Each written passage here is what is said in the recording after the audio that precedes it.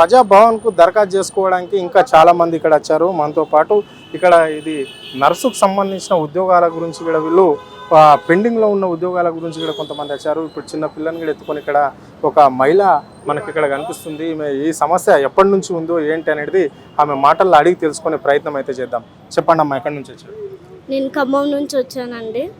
మాది notification 57/2017లో nurses పోస్టులు 3311 పోస్టులకి నోటిఫికేషన్ వేశారు.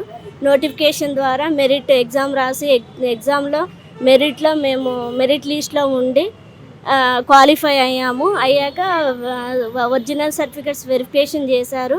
వెబ్ ఆప్షన్స్ కూడా పెట్టుకున్నాము. ఏ జోన్లో మాకు పోస్టింగ్ కావాలనేది జోన్స్ వైజ్గా వెబ్ ఆప్షన్స్ పెట్టుకోమంటే అవి కూడా పెట్టుకున్నాము.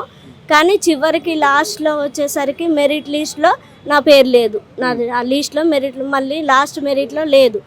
ఎంతమంది అంటే ఇప్పుడు 3311 పోస్టులు కాను 2418 పోస్టులకే మెరిట్ లాస్ట్ జాయినింగ్ ఆర్డర్స్ ఇచ్చారు. మిగతా 893 మెంబర్స్ని వాళ్ళకి ఇవ్వలేదు, వాళ్ళని ఫిల్ చేయలేదు, అన్ఫిల్ చేశారు.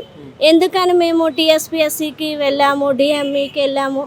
టీఎస్పీఎస్సికి వస్తేనేమో మా చేతిలో లేదు, డిఎంఈకి వెళ్ళమని, డిఎంఈకి వెళ్తే టీఎస్పీఎస్సికి వెళ్ళమని చెప్పి మమ్మల్ని ఇలా తిప్పుతున్నారు. కానీ మావి మాత్రం ఇవ్వట్లేదు. ఆరోగ్య శాఖ మంత్రి దామోదర్ రాజనరసింహకు ఈ అంశం పైన మీరు ఎప్పుడైనా కలిసారా?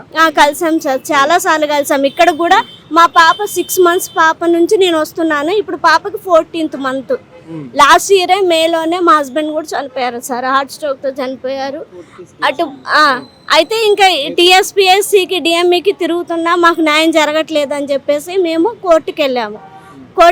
కోర్టులో కేసు వేసుకొని కోర్టుకి వెళ్ళినప్పుడు మాకు జడ్జిమెంట్ వచ్చింది. ఇప్పుడు మేము కేసు గెలిచాము. వీళ్ళకి న్యాయమే, వీళ్ళు న్యాయంగా పోరాడుతున్నారు, వీళ్ళకి ఎలాగైనా మెరిట్ ద్వారా వీళ్ళకి ఫిల్ చేసేయాలి వీళ్ళ పోస్టులు అన్నారు. ఇప్పుడు ఆ 893లో మేము 92 అరౌండ్ 100 మెంబర్స్ మాత్రమే ఉన్నాము. కూడా కనీసం వెరిఫికేషన్ అయ్యి వెబ్ ఆప్షన్స్ పెట్టుకొని న్యాయంగా మాకు కావాలని పోరాడినప్పుడు జడ్జిమెంట్ కూడా వచ్చింది, మాకు అనుగుణంగా వచ్చింది.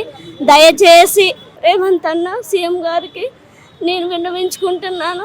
అన్న, నేను నీ చెల్లెన్న అన్న, నేను ఇప్పటికీ నా పసిబిడ్డను వేసుకొని తిరుగుతున్నానన్న, ఈ ప్రజావాణి చుట్టూ తిరుగుతున్నాను.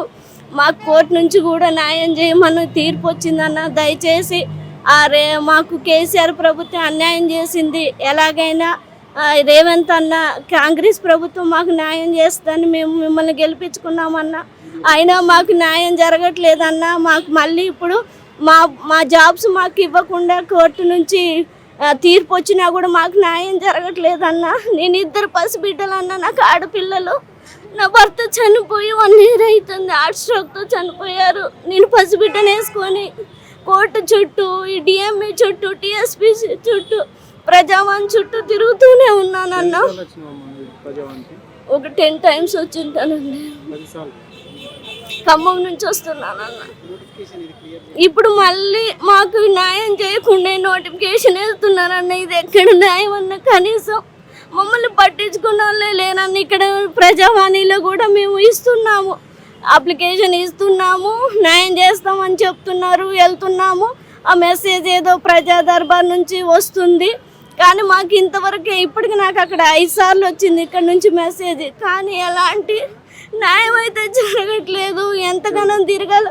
నా కూతురు ఎదుగుతుంది తప్ప మాకు మాత్రం ఏ న్యాయం జరగట్లేదు.